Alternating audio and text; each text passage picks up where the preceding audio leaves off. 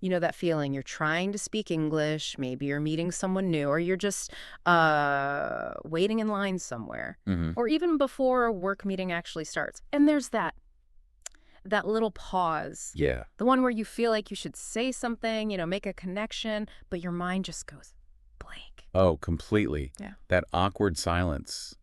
You can feel like it lasts forever. It really can. And it's a super common thing, right? Especially Yeah. when you're navigating social stuff in a language that's not your first. Absolutely.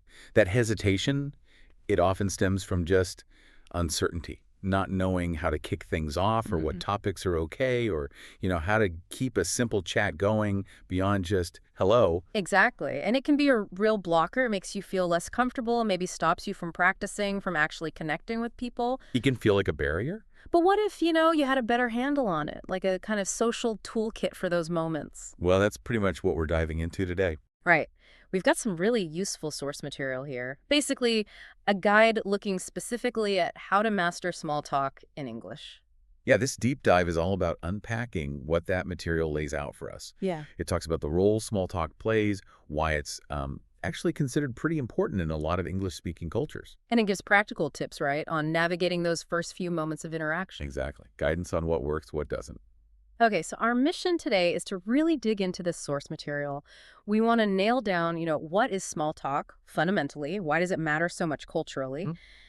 And get a really clear picture of the topics that are generally safe, welcoming, and just as crucial, the ones that might just, kill the conversation or make things weird. Right. The do's and the definite don'ts. And we'll also look at how the context, the culture kind of shapes small talk, because Hmm. understanding that can make a huge difference in feeling more confident, more natural when you're speaking English. Yeah. Yeah. The goal really is to swap that feeling of awkwardness for a sense of ease, capability maybe. Knowing you can handle it. Exactly. Because as the material points out, getting the hang of small talk is a really foundational social skill. It helps build rapport, makes the interaction smoother, just generally more pleasant for everyone involved. Okay, let's dive in then. Guided by this material, let's start right at the beginning. What is small talk? It sounds simple, but the source gives it a pretty specific definition. It does. The material defines it as essentially light, casual conversation. And the key thing it stresses is that it's explicitly not about deep or heavy or serious topics. Okay. It's focused squarely on everyday, non-controversial stuff. Think of it like conversational elite. Easy to digest, low stakes. So we're not jumping straight into like our biggest life problems or debating politics or figuring out the meaning of life right off the bat. Definitely not. Keep it breezy. Stay on the surface of common, shared experiences. Okay. And the material is really clear that this kind of chatter, even though it seems maybe trivial on the surface, it actually has a purpose. Several important functions, actually. Precisely. The source outlines a few key reasons why we do it. First and foremost, it helps people feel comfortable.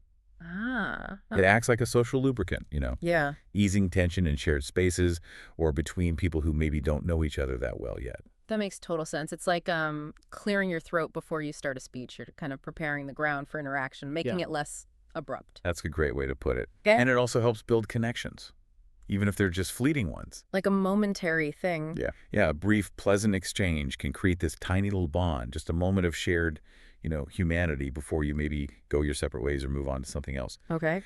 And crucially, it makes social situations feel less awkward. That silence we started with. Yeah, the dreaded silence. Small talk is the tool the material says you use to break it. It fills that potentially uncomfortable gap. Ugh. Ah, yes, breaking the silence. I remember the material used a really good example for this, the two strangers on an airplane. Right. That's a perfect illustration. The source points out, if you're sitting next to someone you've never met on a flight, you wouldn't just turn and start talking about your, I don't know, deepest anxieties or your bank balance. No, definitely not. That would feel like a massive overshare, totally weird for that situation. Exactly. It would be jarring. So instead, the material suggests something really simple.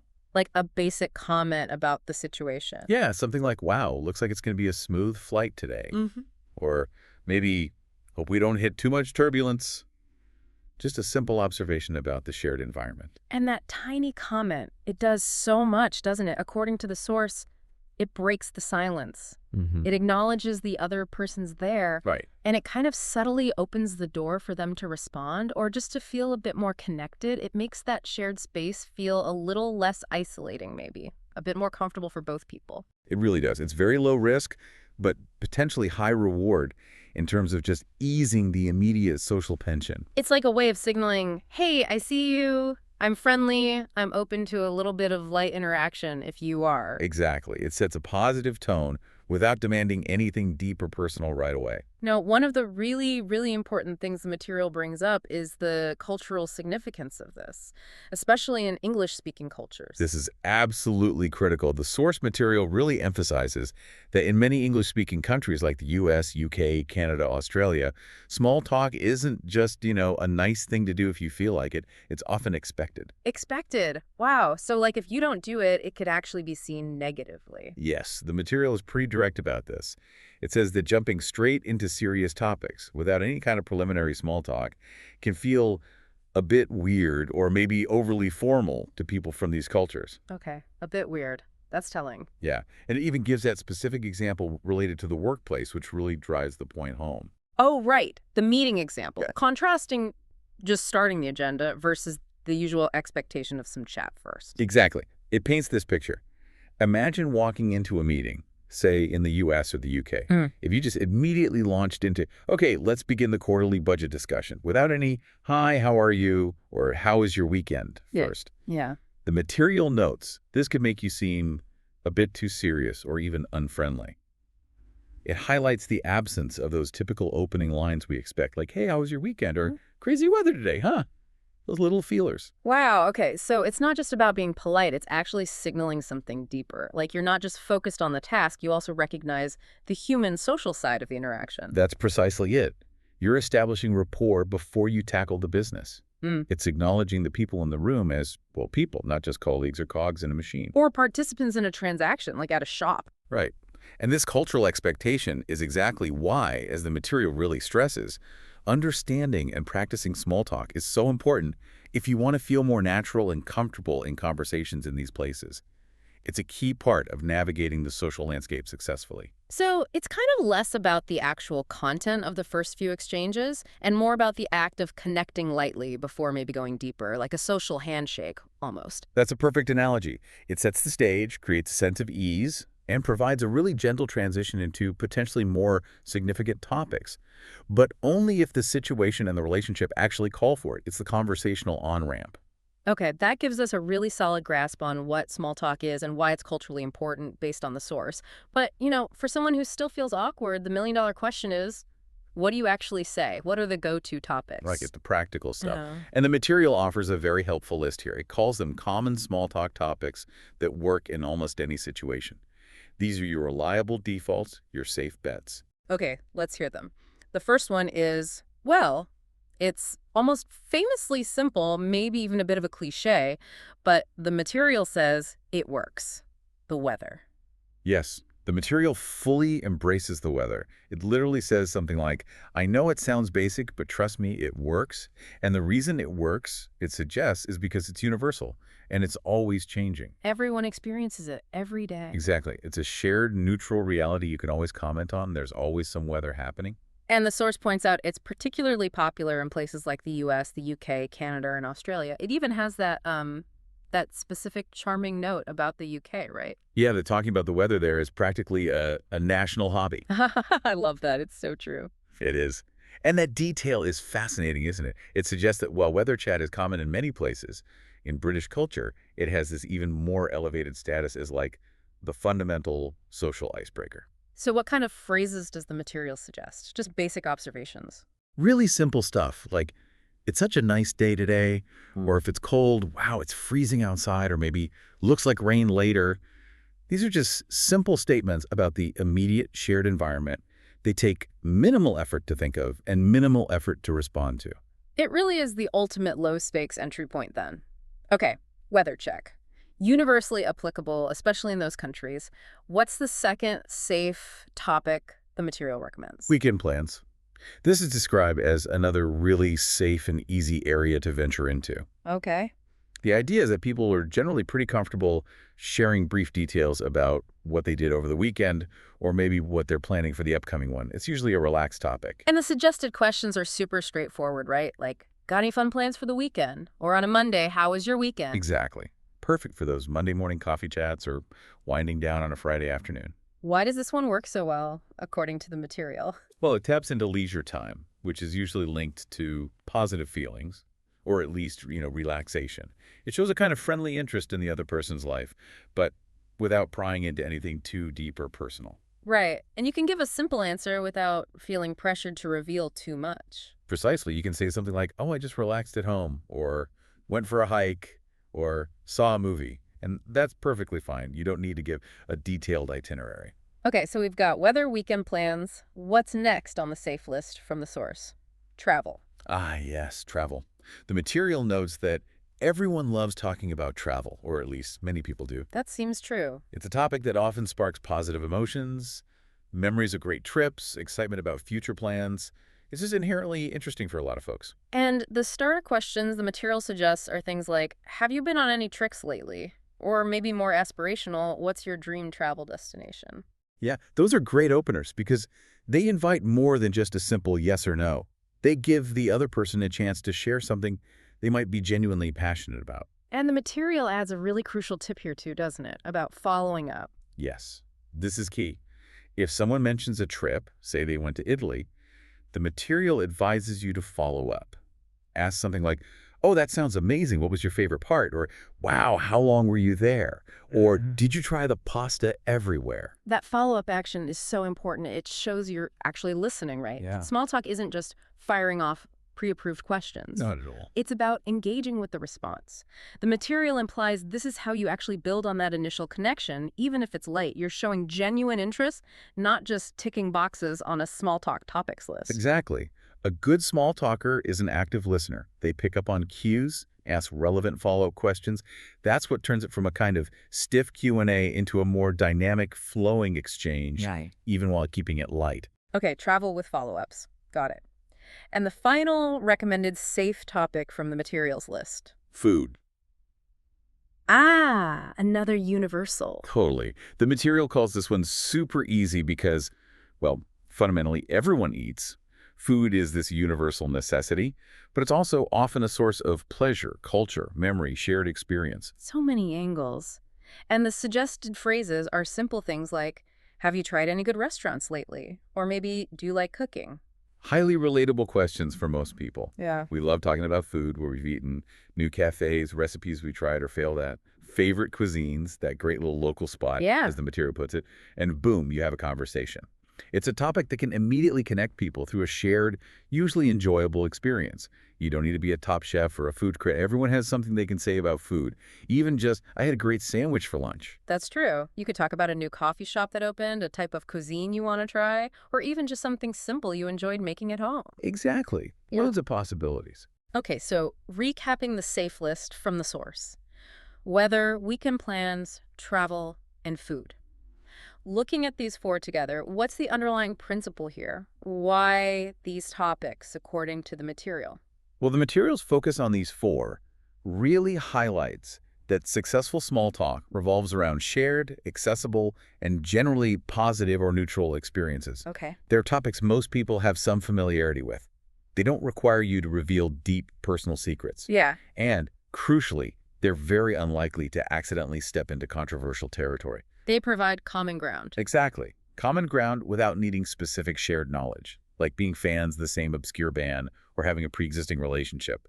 They're low-threat, high-opportunity topics for just starting that friendly contact. They let you connect on a basic human level first. Precisely, before you figure out if there's interest or opportunity for anything deeper. That makes a lot of sense. They facilitate connection without demanding vulnerability or specialized knowledge.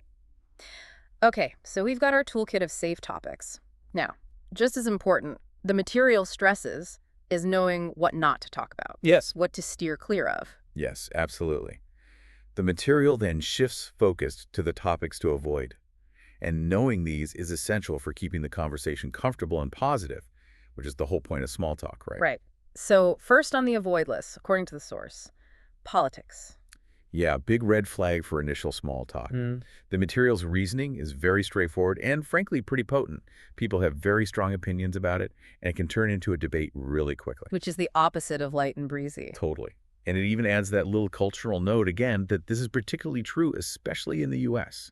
Interesting. Why is that flagged? Well, that specific mention is quite insightful, isn't it? It suggests a cultural context where political discussion can be especially charged, maybe more polarized or divisive than in some other places. Remember, small talk's purpose is to ease interaction, build rapport. Mm. Introducing politics, where you've got these deeply held, often conflicting beliefs, it's almost guaranteed to undermine that purpose. Unless, maybe you know the other person shares your views, or you've both explicitly agreed to have that kind of discussion, which is almost never the case in initial small talk. You risk creating tension, disagreement, maybe even offense, right? Like instantly. Very quickly, it's just the opposite of comfortable and light.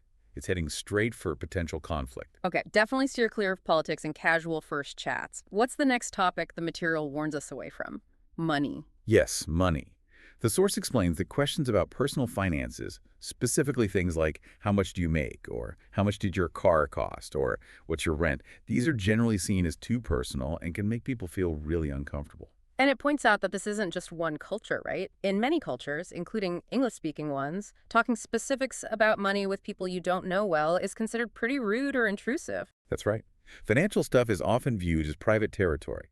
Asking direct questions about someone's income, salary, or how much they paid for their house or car, it can feel like you're crossing a social boundary. Yeah, it feels invasive. It can make the other person feel judged or scrutinized or maybe even inadequate or boastful, depending on the situation. It totally kills that feeling of safety and comfort that small talk is supposed to build. It's just not considered appropriate casual chat territory. Stick to more general economic topics if you must, like maybe gas prices are crazy, but avoid personal finances. Got it. No politics, no direct money questions. What else does the material say to avoid? It groups another set of topics under the umbrella of personal topics that can be a bit awkward. The examples given are things like asking someone's age, their weight, or their relationship status. Oof. Yeah, those definitely feel sensitive. You wouldn't just walk up to someone and ask, how old are you, or are you married? Exactly. And the material offers a really great alternative here to illustrate the difference. Instead of asking directly, are you married? It suggests shifting to something less direct, like, do you have any plans for the holidays? Ah, that's a clever comparison. Why is the second one better? Well, this comparison is very telling. Direct questions about age, weight, or marital status, they feel intrusive because they touch on potentially sensitive aspects of personal identity. They might lead to uncomfortable answers, maybe someone's sensitive about their age, or recently divorced, or struggling with weight issues. It can also feel like you're trying to categorize them or gather data rather than just having a friendly chat. Right, it feels like an interrogation. Whereas the alternative, do you have any plans for the holidays? Yeah. It's still social, it still shows interest in their life, but it focuses on an event or activity, not a fixed, potentially sensitive personal characteristic or status. It's much safer territory. It respects personal boundaries more. Absolutely. While still being friendly and showing interest, it's about focusing on shared activities or general plans rather than potentially loaded personal facts. That distinction is super helpful. Okay, so avoid overly personal identity questions. And the final category of no-go topics from the source. Negative topics. That's basic. Basically complaining. The material advises against starting conversations with negativity or complaints. Things like, ugh, I hate my job so much, or this city is just terrible, isn't it? Why is that a problem for small talk? Because, as the material reminds us, the whole point of small talk should be light and positive. The simple advice is, try to keep things upbeat. Okay. Starting off with a barrage of negativity just casts this shadow over the whole interaction. It can make the other person feel awkward, maybe obligated to sympathize when they don't want to, or just feel drained by the negativity. Yeah, it can be a real downer. Totally. Small talk is meant to be this brief, usually pleasant exchange that ideally leaves both people feeling slightly better, or at least more connected, than before. Leading with complaints does the exact opposite. Even if you are having a genuinely bad day, small talk with someone you barely know usually isn't the right time or place to vent about it. Save it for your close friends or family, maybe. Right. For small talk, you keep it light, you keep it positive to build that initial positive connection. So, summing up the avoid list based on the material, Stay away from anything potentially controversial, like politics. Avoid things that are overly personal or intrusive, like direct money questions, age, weight, relationship status, and try not to lead with negativity or complaints. Exactly. All of those things tend to work against the fundamental purpose of small talk, which is to create a comfortable, positive, low-stakes connection. They introduce elements that are too heavy, too intrusive, or just too unpleasant for that initial light interaction. Okay, this is incredibly helpful. We've defined small talk, understood its purpose and cultural weight. We've got our list of safe topics, weather, weekend, travel, food, and now a clear list of what to avoid: politics, money, personal status, negativity. But the material adds another really crucial layer, doesn't it? Discussing the cultural nuances. Yes, this insight is vital. It moves beyond just what you say to the how and the where. Right. The material points out that small talk isn't just about the words, but also the context, and that practices can actually vary even between different English-speaking countries. And understanding these variations, as the source notes, is key to feeling more confident and natural, because you're better prepared for the real-world situations you might encounter, which might differ slightly depending on where you are. What's standard in the U.S. might be slightly different in the U.K. or Australia, for instance. The material gives some specific examples of settings where small talk is pretty much expected. One really prominent one is the workplace. Yes, it revisits this. The source observes that in these English-speaking cultures, small talk is expected in many situations, and it specifically calls out that time before a meeting officially kicks off. Right. Reinforcing that the common topics here are things like the weekend, the weather, maybe sports, those safe zones we already talked about. Exactly. It shows the practical application.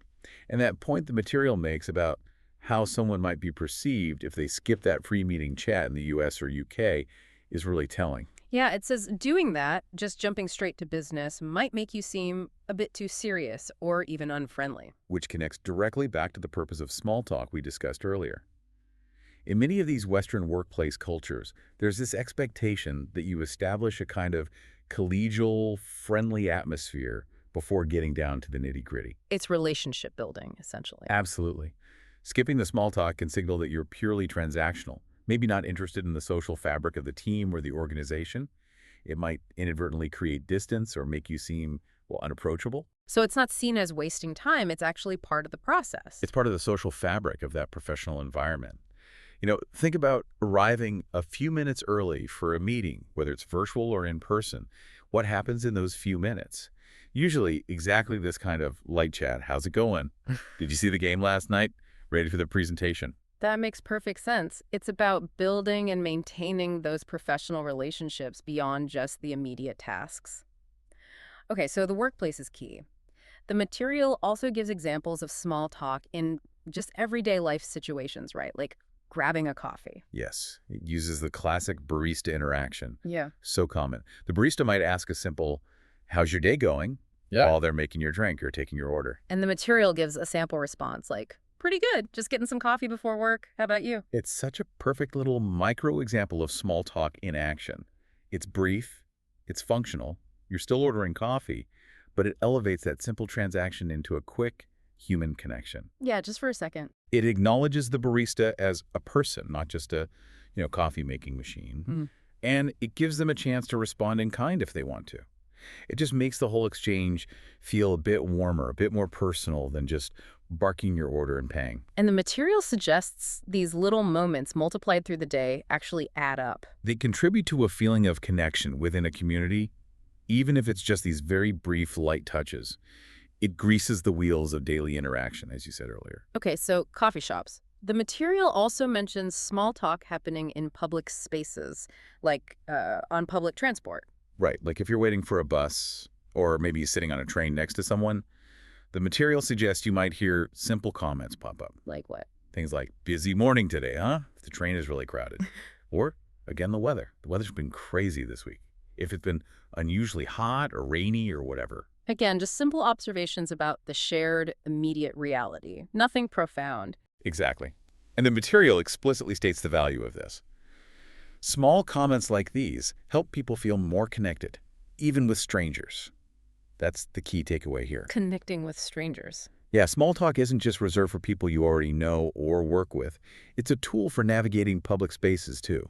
for acknowledging the presence of others, creating a fleeting sense of shared experience or community, even if it's just for a moment at the bus stop. Get a lessen that feeling of urban anonymity. So it makes public spaces feel a little less cold, maybe. Perhaps. You're not obligated to engage, of course, but the opportunity is often there, initiated by just a simple shared observation about the situation you're both in. That's actually quite a powerful function for something that seems so, well, small. And the material circles back again to that specific example of British culture and the weather chat, reinforcing its importance there. Yes, it really hammers home that point about weather being this universally understood, neutral, easy topic, and how in Britain it functions as perhaps the primary social entry point.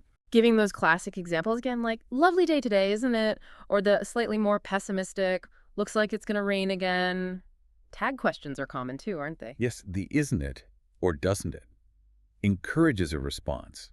And the material implies these aren't just meteorological reports, they're coded invitations to connect. How so? Well, the expected response is usually a simple agreement.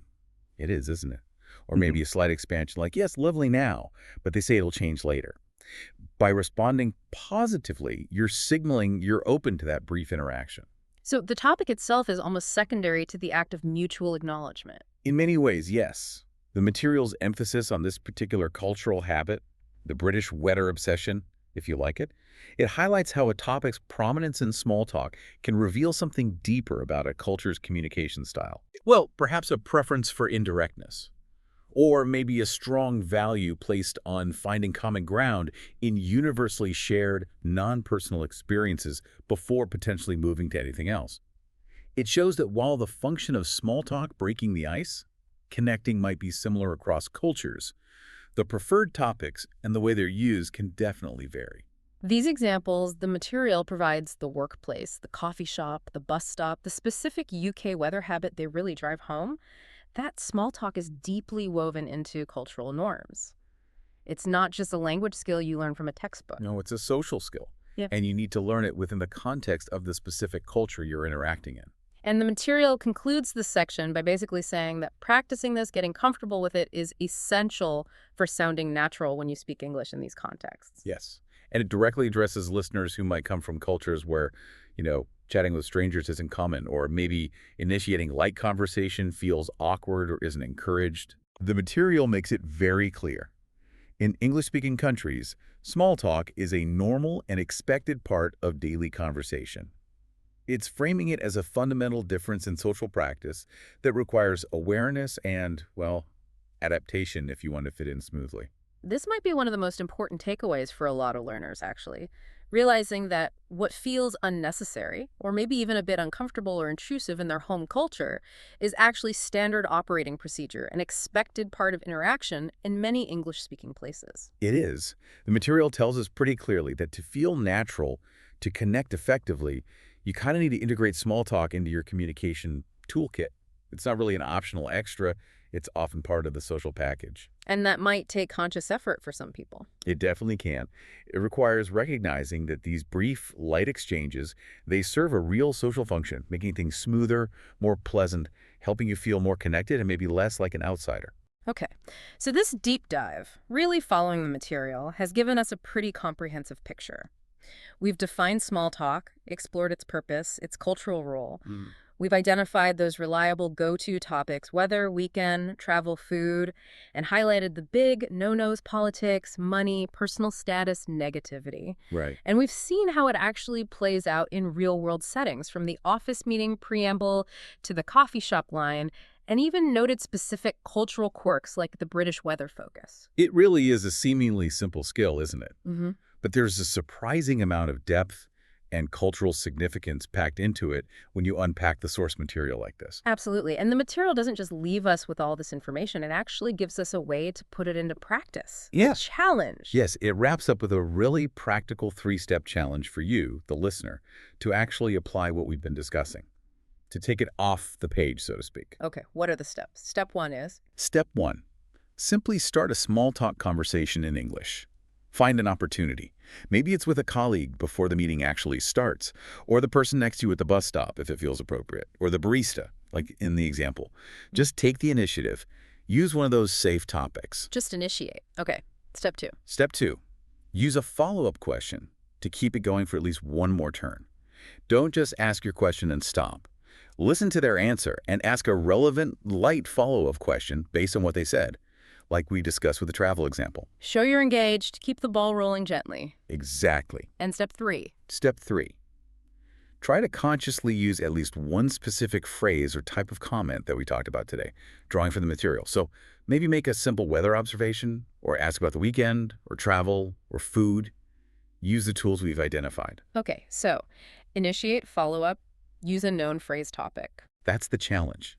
It takes the abstract knowledge we've explored and makes it concrete, actionable. It's the bridge from just understanding small talk to actually doing it. And that's where the real confidence and naturalness start to build. Every attempt counts, right?